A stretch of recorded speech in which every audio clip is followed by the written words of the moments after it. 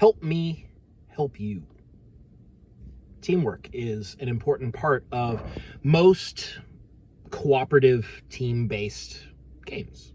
This applies to both the tabletop and video games and any other kind of medium where you are on a team, you have allies, you are all working towards a single shared goal. Not all games do a great job of encouraging actual teamwork, though. Some games tend to take the teamwork aspect and say, all right, you're on a team, but you're all individuals, and it's just your combined cumulative effort that determines whether or not your team wins as a whole. That's one way to do it. It is arguably the easier way to do it. Having very little to no interaction between characters is a very kind of natural default state for game designers, because having characters interact with each other creates more complex systems that you then have to account for when you are designing the math of your game system. You know, if it is more powerful for characters to work together than to act individually, then should your math assume that they are doing the more powerful option? And if they are the same effectiveness, well, let's take a step back. If you do assume that they are working together because that is the optimal way to play the game, then people who don't necessarily want to play together, or who are playing in very small groups where they don't get to play together very much or play off of each other directly, then the game is going to be harder on them, and it feels a little bit punitive. And it also limits the way that the game can be played. And as designers, you usually want to keep options open to the players. Let them decide how they want to approach the game. And if team play is not the more powerful way to go about it, if it's equal to just acting individually, then what's even the point? Just do your one cool thing. Everybody's going to have their cool moment in the spotlight. So you're kind of in this like damned if you do, damned if you don't situation where, like, how much do you value teamwork compared to acting individually? And it's hard. I don't know that there is necessarily like a perfect solution. There are ways to encourage players to work together, to coordinate their efforts, and to play off of each other, to play differently than they would if they were alone, which I think is the important thing here. Because you could play, like, if you are the only member of the group, you're the only player, like you and the GM, and you play a certain way, and then you add another player, if that doesn't change how you're playing the game, then I would say your game has very little to no teamwork. Teamwork doesn't have to be giving up your action to assist someone else. It can manifest that way, but it doesn't have to. Any sort of like abilities or decisions that you make to support another character or to enhance their effectiveness, it's all teamwork, whether it takes up your turn to do or not. I am personally of the opinion that teamwork should be directly incentivized by the game mechanics. I think that in some way, whether it's through like an assist others action, or it's through like spending a resource to enhance somebody else's thing, or providing like buffs and enhancements and situational benefits to your allies as like a regular expected thing that you do, I think all of that is just aces. I think it's a really good way to build a game because it allows the players to come together and feel like they are greater than their individual parts. Their combined whole is creating something that is bigger, stronger, more beautiful, more elegant, more powerful than any one of them are individually. And I think that that's just a really desirable thing for most RPGs. Any kind of like team-based group game probably should feel that way. Or I think it would be more fun to do it that way than to not do it that way, right? So how can we do this in RPGs? You can have explicit mechanics, such as like an assist others action, that is quite good, is quite strong.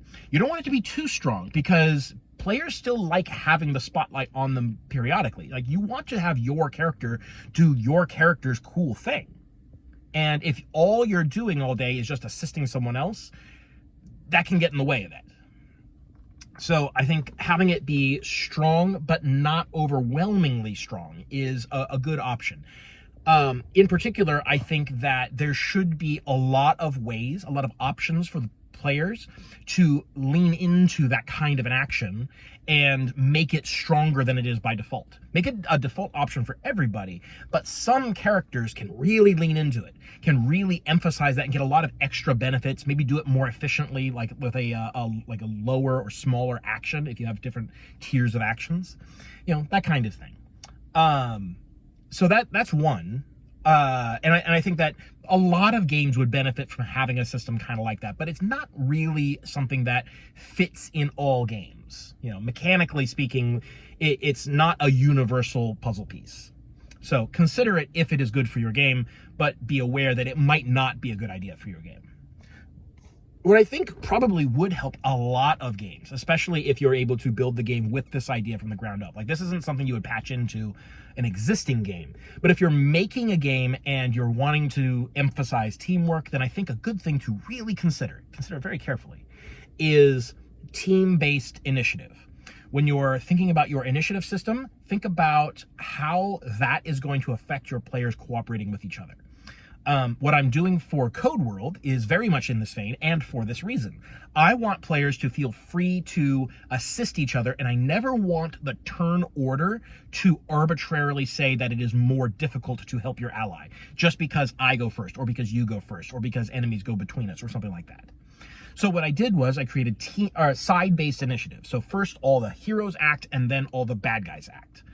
And you can act in any order within those groups. I even had it set so you can, or have it set as present tense. This is how I'm doing it. I even have it set that you can move, because players move and then act. And so you can split that up if you want. So like I can move and then you move and then I act. You can do it that way. Or I can move and act and then you move and act, or however you want to do it. And that allows players to really coordinate their efforts. To go in, like, we're going to position ourselves, we're going to do our thing. You need help, so I'm going to assist you before you go. I'm going to, do my thing to enhance your action, and then you go, and I'll be right there with you. So I'm doing that. And I'm doing the other thing where you have explicit help others action. So I have a help out action. I think I call it assist a hero or something like that. Or it might just be called provide assist. It's called provide assistance. That's what it's called.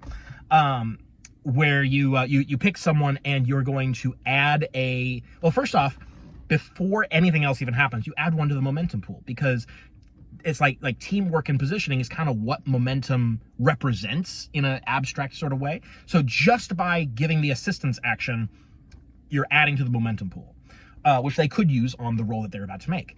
But it also allows you to activate one of your traits on their roll, which bypasses the normal limit. You're normally limited to 5 dice in your dice pool, and every time you activate a trait, you're gonna add a die to your roll.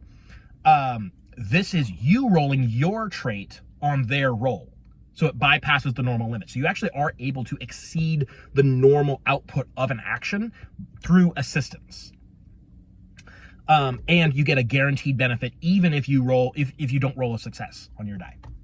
So, and then my plan is every class is going to have abilities that enhance either when you assist someone else or when they assist you, or both. And these are going to be the sort of like big teamwork based like combo abilities. So you've seen, I'm sure, a lot of video games where you have like 2 characters who jump in and both do a special move that plays off of each other, and it combines their characteristics. Like in Chrono Trigger, you have the dual techniques where like a magic user is going to throw a bit of like their elemental magic up into the air, and then someone else like comes up, grabs that, and throws it down at the enemy. Like that kind of teamwork, those have to be explicitly, those are not things that are going to happen naturally, right? If I just assist you and I give you a bonus, that's not really the same thing as me putting my own flair and my own twist on your ability. Those have to be things that are explicitly built into the game on purpose. And so I'm going to be making great efforts to do so. And I think if you want to have those sort of dynamic teamwork-based moments, it's important that you do as well. So there's a lot of different ways. And then, of course, like the momentum pool as a whole, this like shared meta currency that anyone can add to, anyone can spend from, that's a sort of like background, passive, always on kind of teamwork. You know, if I add to the momentum pool, I'm kind of assisting someone else already as it is, like without having to take an action to do so. Because the next person who spends momentum is, you know, functionally spending my momentum, the thing that I help them do without even meaning to. Like, that's something that, a way that I can help you without even like taking time out of my turn to do so. So I think that it is really important to enhance teamwork because it is a team game. And if you are just a bunch of individuals, I think you are missing a great opportunity for making players help each other feel cool. And that really is kind of like the crux of it. The reason why we play these games is to feel good about our characters and their stories and their actions. And when you're in a situation such as like a combat situation or some sort of action scene, why wouldn't you want people to feel as cool as possible? The game can carry some of that weight. The game is there to, like, you know, I'm going to help you make feel cool by giving you special abilities. The GM can hold part of that responsibility. Oh, the GM's going to give you opportunities to use your special abilities to make yourself feel cool and to tell these awesome stories about these awesome characters. But you can get even better by having other players in your group say, I want you to feel as cool as possible. That's why the Warlord has always been my favorite class in D&D 4th edition, because that's what it does. It's a team multiplier. It says, like, you are going to be way more effective because I'm here. And that makes your victories my victories. And we both get to feel cool because I had something to do with that. I'm going to help you be better. And it's just a really cool feeling. It's not for everyone. You know, like, it's not something that everyone is going to want to do, but it's definitely something that some people want to do. And I think it's a really good idea to support that kind of play style in an RPG, because there are people out there, and I think it's kind of a lot of people. I think it's more people than we give credit for. A lot of people who want to play the support role and want to have the ability to enhance the effects of other people in a way that shares the victory. You know, a successful team action is two people's victories. That's twice as much victory, right? So anyways, that's I think teamwork is very, very important, and I think it should not be neglected in RPG design.